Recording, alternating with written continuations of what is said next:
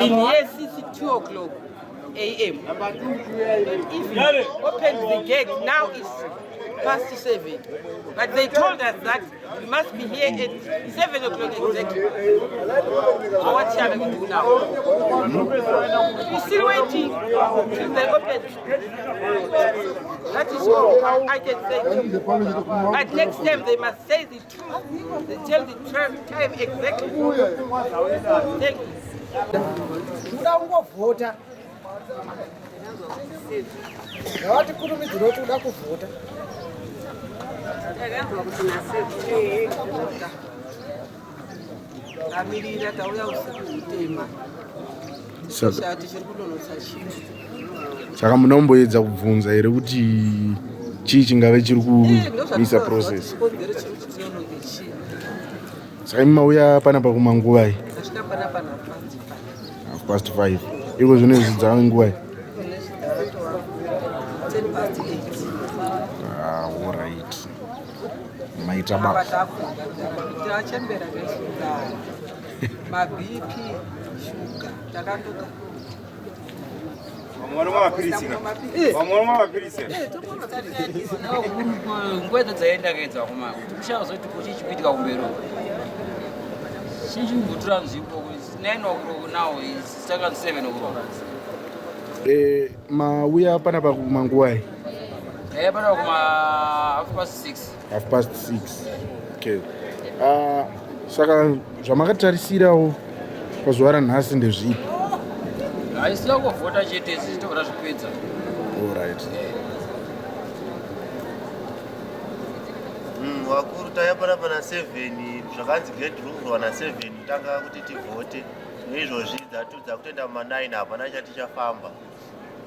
Mamboedza kumbunzwawo here kuti chii chaita kuti process inonoke?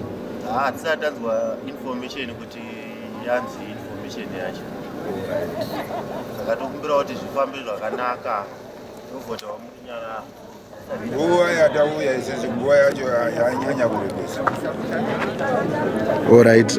Mauya kumanguvai? Tauya kuma4 isu. Koma. Nanhasi zvinezvi takangogara kuti tizive kuti chii, tashaya kuti chii. Tambobvunzawo kuti ko zviri kumbofamba sei zvikanzi hameno pane chakashota mukati. Saka hatichazivi kuti chii macho. All right. Saka kuti waberekita raini rakwira kusvika kumusoro. Hapana chati chata. Zvinezvi past 9. Vanhu vakangomira chete. Saka zvamakatarisira muzuva ranhasi ndezvipi? Takatarisira kakuvhota zuva ranhasi. Sematauriro avaita kuti nhasi ndo zuva rekuvhota izororo. Saka tashaya kuti zvamira sei. Bora chimakurwa tabva kuno kuseseni kuti takazotariisa kuti tizovhota mese. Kuti yangomiswa panapa pamusiri. Hadi mapepa akushayika upside down. Timhereka chingeta chiusiku hwese nhasi vashaya masiku. Aiziya, apeta yazovhotera munhu wangu kuti ahwini, tamba kuvhotera yeye. Vandonoswa nguva. Vadaona kana maweeks. Ndoenda nguva inga kuti vhota. Vaita zvifanana aiziya. Tsamwa zikaita. Tine zvekuita zvakawanda. Vatatosiya izvo zvekuita panapa. Tivhotere vanhu vapi? Ava. Tikaitai faster vaiziya. Vezi nguva dzakakosha. Ona tichiri kuwa. Ndapomba kusend chituya kuvhota manje. But iye zvino zvisawa. Zatoneri 3 hours after hatisati tatanga kana kuvhota. Tine zvekuita zvakawandisa zvatasiya kudzimba tikaenda mabasa. Asi hatichazivi zviri kufamba sei zvinzi bepa pane bepa risingwani. Hatichazivi toita sei. Vanhu vese vakutoora mwoyo vamwe vakutodzokera kudzimba. Havachatodzoki munhu kana adzokera mba achatodzoki unovhota kuno. Tiri kuitawo here. Tinoda kutovhota. Ndokodzero yangu yekuvhota. Ndoda kutovhota. Saka hatisi kubva pano tiri kutomirira kusvika pavanotanga. Ende wachatikombatseta nguva dzedu kuti dzawadya idzodzo kuti tikwanise kuvhota. Tifanira kukombatsetwa nguva idzodzo. Tikwanise kuvhota tese. Tinoda kutovhota, hatisi kuda zvokubirirwa. Hatisi kubirirwa, toda kuvhota. Kodzero yedu yekuti vanhu tivhote. Saka ngawatikombatsete nguva dzedu dzawadya idzodzo. Toda kukombatsetwa kuti tivhote. Kana zvisingakwanisike zvekuvhota nhasi, mangwana anowedzera zuva redu kuti tivhote futi. Because kune vamwe vatoora mwoyo. Watodzokera kudzimba, watofanira kuvhota. Ma4, ma5 izvo vamwe ama6 vamwe autosvika izvozvo vamwe vari kusvika vatomwa tii but vari kusvika vachidzoka manje kutoona kuti zvinhu zvacho hasi kufamba zvakanaka. Haiwa zviri kufamba basa riri kufamba zvekuti tiri kufara nazvo tiri kutsvagira kuti vasiri kuzivawo vana machembere tiri kuvabatsira kutsvaga tinoda kuti basa rifambe. Haiwa zvakanaka tiri kufara nazvo zvakanaka zvinofambisa basa. Tinokutendai Zeki, tinokutendai vese vatungamiriri maita basa. Tinotenda. Saka muri kutarisirawo chii pa totarisirawo kuti kana makandidates akahwinawo vatinofamba nawo vatitiro zvatiri kudawo zvatinoshuwira tinoda kuti dunhu redu rinake kwete zvarakaita for the past 5 years. Tinoda kutotarisira kuti this time reimprove than zvarakanga riri for the past 5 years. Totarisira kunaka kwezvinhu zvinhu ndazvichinje ndazvinake vanhu ndavashande. Aiwa tinotenda. Aiwa neniyo ndokutendai. Tinotenda baba nerudo wamunawo tashingirira kubva kuseni kunyange zvazvo mapepa anonoka kuuya asi takwanisa kuvhota takasununguka hapana noise hapana zvinhu zvese zviri kufamba negwara rakanaka chaizvo. Aiwa tinotenda.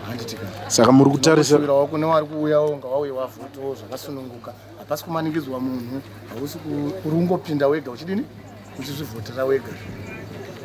Aiwa tinotenda. Saka muri kutarisira chii kubva kuelection ranhasi? Tinongoti peaceful yakakosha chatongoda peace. Aiwa tinotenda. Sezvizvarwa zvemuzimbabwe tongoda peace only peace. Thank you. Tawema kuseni panapa early in the morning but zviri slow ndavhota zvangu but vazotanga customer ballots at 10 o'clock saka we are not happy neconduct yezekiwe so we just hope kuti vanhu vasarayo vachavhota wese ende zvafambawo murunyararo. Aiwa tinotenda.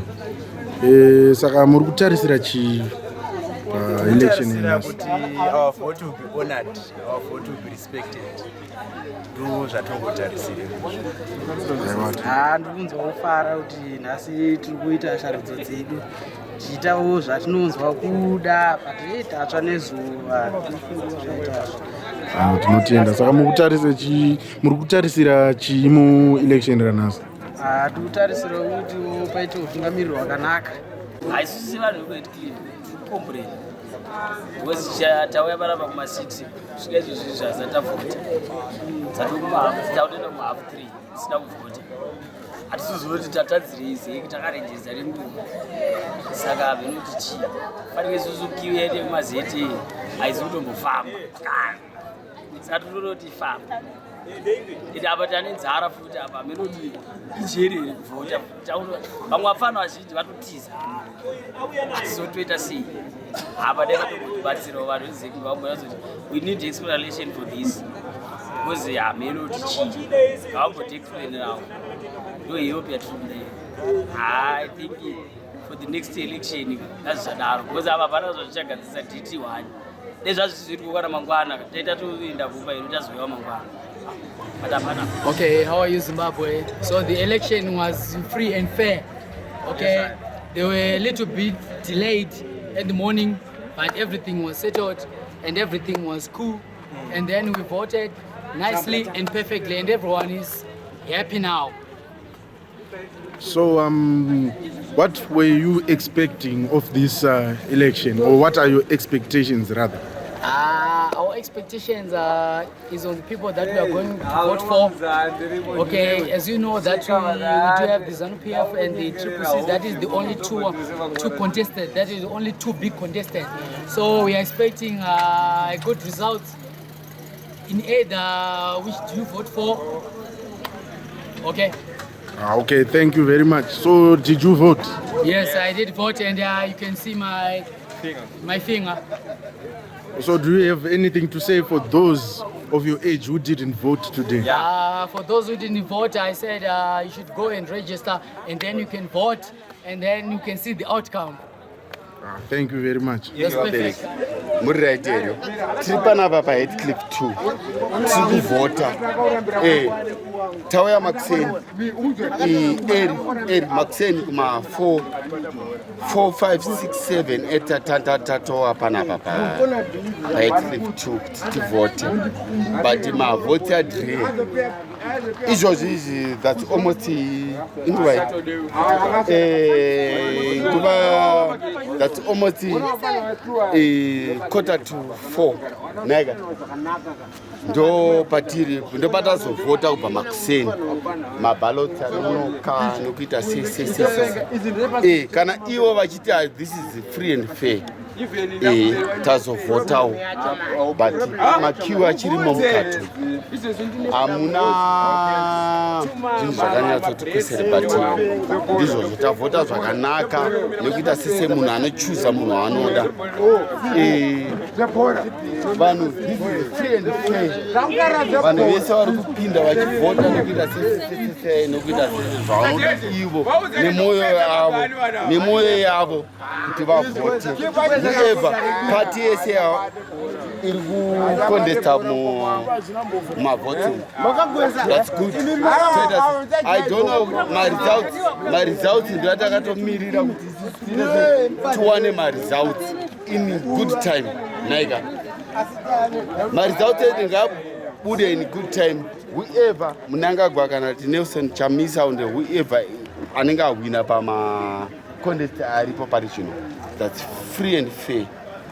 Takamirira kuti tinzwe results tavhota nokuita sese hatina munhu wokuita sese but zvatiri kuda isusu hakuna mhirizhonga hakuna zvakashata hakuna zvokuita sese maballots mapapers ndoyangoti nonokei kungosvika but I don't know kuti pari zvino netime padziri pari zvino kuti whoever vachanonoka nokusvika kuti vavhote vachavhota vanhu vachiwirirana nokuita sese nokuti vanhu vari kuvhota vakamirira papi nokuita sese kuno kuHatcliffe wakwei mabaloti azononokawo kuti mamwe mapepa anonoka nokuita sese but everything is okay. Let's vote. Votera munhu wauda kupinza basa iwewe kuti mangwana whoever mashure nokuita sese because we have to brain tofana kuziva kuti mashure kuti akaita sese nenyaya dzedu nokuita sese because chatinoda kuti nyika iite sei iende mberi ndizvo ka nyika ndiyo inofana kuenda mberi whoever nokuita sese chingocontesta tichida sese vanhu vanonga vachida sei vachida kuti nyika iende mberi ngatiende mberi hatidi mhirizhonga tikuda zvinhu zvakanaka se kuvhota kwati kuita kusvika pari zvino. That's all. Zimbabwe be blessed. Iripo makadiwo right. Toda kuti mutizivisewo kuti iri kufamba sei election yanhasi. Election yakanaka mwana but makuseni ndatamboti batikane semachemberenyu tambomukira makuseni sonovhota zvikafanima mapepa asati auya saka azouya kuma10 saka zvangoti kuma10 popa everything went on well zvese zvatofamba zvakanaka. Aiwa tinotenda. Saka ndezvipi zvamafarirawo? The way they were doing inside mavoters acho vanga vachiti vatibata zvakanaka hatina kuexperienza zvakaipa kana noise kana whatever tavhota mune zvakanaka tinotenda. Zvamusina kufarira? Zvasina kufarira pane vanhu vanga vachingomo zvezvongotiwo havashaikewo mabora ngoma nunga yaida kudhistepa but hatinei nazvo izvozvo because kana munhu apinda anenge aita sei apinda but tatine chichema handizivi mwana kuti munotibvumidza here kutaura kuti after zvozodindo zvakachida kunzwa. Alright, zvamuri kutarisira after election kuda kuzvinzwa? Zvandiri kutarisira after election zvabuda musarudzo ngazviitwe izvozvo vanhu ngavasaita noise because munhu anenge abuda ipapo ndiye ari kudiwa nevanhu kana zvokuti kunozoitwa zvakati kusaidi ngatisatarise hatidi hondo tida kuti zvinhu zviite sezvinake anenge awina wacho tikutarisira zvinhu zvakanaka munyika medu because Zimbabwe ndisu Zimbabwe yacho haisi yemunhu wani Zimbabwe ndisu vanhu but tiri kutarisa zvinhu zvakanaka. Kana whoever anenge apinda azivai kuti isusu ndisi Zimbabwe yacho. Kana makazodaro manenge matigumbura vana vedu takuvhoterai tichiziva kuti muchatibatsirai semachembere. Zvinhu zviri kutinetsa, zvinhu zviri kuoma. Please tibatsirewo vedu weka. We want a free Zimbabwe. Zvinhu zvakanaka inokunda maAfrican countries ose. Thank you. Tatenda muchemaswera here mukumaswera hataziri kuvawo chifotewa unongona kuti kuri jangu ndatofotowo semwe akaarigisa kufota but tine nyaya yatiri kushushikana nayo. Nyaya yatiri kushushikana nayo ndeyekuti tine vanhu vangashaya mazita avo pamapolice stations avo. Mareza ishu yakanaka. Nyaya iripo ndeyekuti isusu tatoshushikanawo nazvo kuti munhu ashingirira kuti ndive ndinovhota asi ndashaya zita rangu. Izvozvo hatisiwo zvafambiswa sei handiti. Nyaya idzodzo dziri kutotinetsawo pachedu kuti munhu angaidawo vhoti yake asi haana kuti kukwanisa kuzoita vhoti yake. Asi isu kuvhota yedu kune vanhu vanga vane mazita avo atavhota zvakanaka. Hatina problem atasangana nayo. Tiri kuti pamwe zvatangoitawo izvozvo zvichafambawo zvakanaka. Tinotenda. Saka musarudzo dzanhasi muri kutarisirawo chii? Isusu kungotarisira kuti semunhu ane secret vhoti yake yaita achangosanganawo nezvaachawanawo musarudzo dzavanhasi asi zvinhu zvese aiwa tinotenda.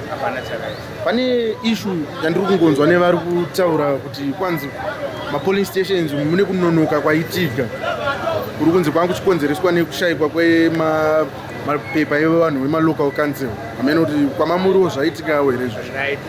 Izvozvo zvinhu zvawanika kuno kwatavhotera kuno kunyanya vanga vari paHatcliffe 1 primary, paHatcliffe high nepa2 nepacommunity hall vanga vachingotaura the same issue yekuti tanonokerwa nekuda kwemaballot box anga ashayikwa emakanseleri. Handisingatonzwisisa kuti ndeupanga asi zvatinonodza nekuti time yatauya isusu hatina kuwana zvinhu zvakarongeka, zvinhu zvasina kurongeka. Asi zvazoendeka hazvo patime yazvazongonzi zvaita auya tabatanga kuvhota yedu zvakanaka. Asi problem hombe yatasangana ndeyekuti kune vanhu kuti hatina kuona mazita edu patakaunzwa ndopatovhotera. Ivo ndo problem hombe yatasangana nayo ndokuti vanhu vakawanda havana kutovhota. Iyi handitori nayo vakawanda vatotovhunza mavhota eri vakomana havana kuvhota. Saka zvinhu zvaizvi hatichatonzwisi zviri kufamba sei. Because mapolice stations avo akaudzwa asi iwo anga ane mazita avo hatizoti anga ari kupi. Saka mashoko amuinawo imimi kuvanhu vezeki maererano nenyaya dzenumber 1 kubata nguva nekugadzirira zvinhu zvavo munoti kudii nazvo? Inini hangu ndichitaura panyaya iyi ndotaura kuti zvinhu zvaitika nhasi handizvina kundifadza kuti tinonodzwa time then time yachasvika vanhu vanotanga kuzotsvaka mazita avo vobvapa voenda ende zvinhu zvavo hazvina kutomborongeka especially kuzeki yaita zvinhu zvisiri haina kuita zvinhu chaizvo zvekuti mazita atachifanira kunge tichiwana papolice station yakataurwa hatina kuwawana. Kana tichirequesta pafoni hazvina kubuda zvakanaka kunyanya kuvanhu vashaya mazita avo hazvina kubuda zvakanaka. Hatisi kufara nazvo zvinhu zvaitwa nezeki hazvo. Vanhu vazovhotawo vavhota vane mazita avo vana vavhota zvakanaka asi zvazoitika pazeki aiwa yaita zvinhu zvatiratidza kuti zvinomira zvakanaka. Aiwa tinokutenda. Hatisi kufara nezvaitika, zvimwe zvinhu zvacho hazvina kutifadza asi kuvhota tavhota zvakanaka. Kune vawana mazita avo tavhota zvakanaka. Saka tinokutenda izvo. Muve nezuva rakanaka. Muve nezuva rakanaka mukoma. Tenda. Maswera sei vakuru Holani mndara tutsobido enzo pakuvhota vauya kuzonopedzera 1 register tati tabvunzwe mndara kuvhota tavhotera mahara asina kutionei tobva tati sadza tavhota, kudya mpunga tagona. Saka takugota kwamuri, totokutendai mukoma nemabhiza, totokutendai matipinza pamahachi kuvhota plus hash, tobva taikutirwa kurejesta kakuvhota maiziya. Saka tikutofila yesu nemai atimadachisi kuratidza kuti chii tazovhota zvinhu zvaita mukoma wangu, otherwise hapasina one love rakutoflota rakufirira mucommunity maiziya. Yes, aya makadziya mukoma wangu, rabai makabata maita bho. Aiwa, zuva ranhasi ranga rakanaka chaizvo. Zvichiramba zvakangodai so zvinonakidzwa nekuvhota. Kodzero dzako ivhote yako. Hauzotaurawo zvimwe zvaunongotaura, unongochiziva zvaunenge uchiitawo. Sezvanhasi zvisina mhizhonga, zvisina kana kupushana kana kuita sei kana kuwanda kwevanhu. Rukore iyoyi yataita iripo. Zvichiramba zvakangodaiwo so aiwapo. Tinotenda. Saka pazuva ranhasi mune here zvakufadzai kana kuti zvisina kukufadzai? Aiwa, kufara. Tinotenda. Zvisina kutifadza hazvipo nhasi. Kufara chete nekuti taita zvatiri kutarisirawo kuti tiite. Sezvo kuwanda kwevanhu vachiuya vachivhotawo zvavanodawo ndizvozvo zvatinoda zvisina mhirishonga. Aiwa, tinotenda. Saka mashoko amuinawo kuvechidiki kunyanya neavo vasina kukwanisa kupinda munyaya musarudzo idzi nepamusana pekuti maybe vaignora kana kuti vafunga kuti zvinhu zvisina basa, munoti kudii? Ndinoti asina kuuya kuzovhota zvake iye aine kodzero dzokuvhota, wazvikanganisira wega ndezvakewo izvo wazvibaya wega nokuti zuva ranhasi zuva rakanaka kwazvo chose. Aiwa chidikiwo ayo tinokurudzirana kuti uvhote kwete kutaura kutaura ngakuve kuine chaunenge waita uchiziva chauri kutaura kwete kungotaura chete. Aiwa, tinotenda kwakanaka. Tinotenda chaizvo. Nezuva rakanaka. Elections afamba zvakanaka. Unfortunately Hatcliffe tazotanga na 10 o'clock kupinda mukati. Since from tauya about 5 o'clock tichibata maline makiu. But yeah, ma papers anga asati auya, saka tazotanga kuvhota na 10 o'clock. Ndongwa dzatotanga kupinda mukati. In fact tatanga kuvhota na hapasi 10. Yes. Since tanga takamira pakiu chipisa and what but asingwadza kuvhota but peace iripo. Peace iripo, wherever there is peace, vanhu vangozviita zvavanozviita as usual. Aiwa, tinotenda. Hameno mwangu waona sei? When I voted to Nation Park, I was in Jones Prep. There was no line. We were just coming in peace, voting. When I voted president, one man rule for the president. The neighbor was just voting for everyone elected a president, member of parliament. The other one was like councillor. The smaller people. Yeah, the smaller people. Councillors. So, what time a councillor I don't know. Because you know, some guys are just moving kumangwa constituents. Ava ngoporoka kune constituents. So we've been doing our research. It's been a peaceful day. Now you see, I should focus on one because having fun because everyone is celebrating already what they voted for. I don't know who voted for who or who voted for what. Voted for who? I mean, Jaminuga or Benyanda, but anyways, Tongara, people are just voting. People are happy. You know that people are happy right now. I don't think the results. One was just not happy. But because we're just celebrating the state that we did. And I voted as sure. I did my vote. One of voted and here. Kutanga tiri muno mu Hatcliffe ya 42 ward ku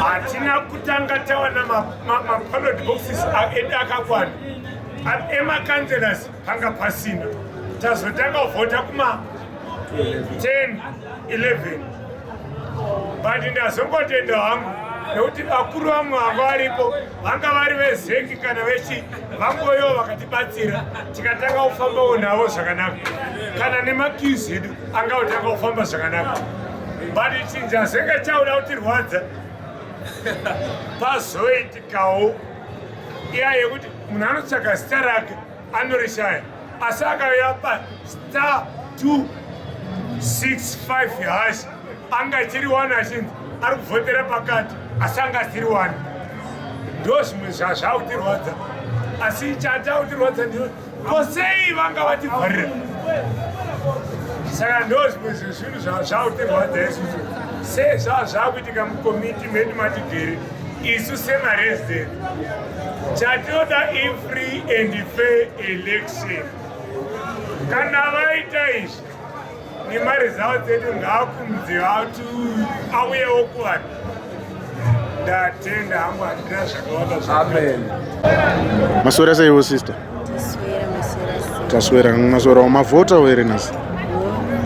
Tinokutenda ine kuvhota. Ungatiudzewo kuti pane zvamafarirawo here kana kuti zvisina kukufadzaiwo mumaproceedings esarudzo dzedu dzaitika musi waranhasi? Ndangwa ndina chicheo nokuti ndangosvika zita rangu tikavhota tinotenda.